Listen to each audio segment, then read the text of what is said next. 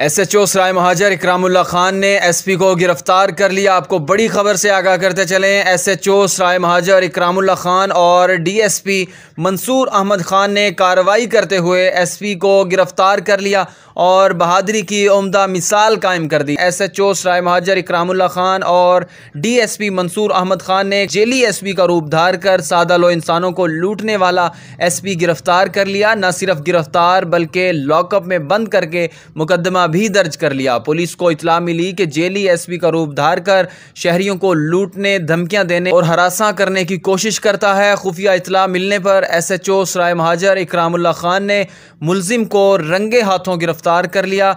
Jelly SP के कब्जे से पुलिस की यूनिफॉर्म, स्टार, छड़ी और कैब भी बरामद की गई। अरबाज बलोच जेली SP का रूप धार कर मुख्तलिफ शहरों में शहरियों को लूटता और हरासा करता था।